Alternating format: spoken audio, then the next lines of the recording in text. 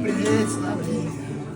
Создается впечатление, что куклы пляшут сами по себе. И в процессе представления создается впечатление, что куклы пляшут сами по себе.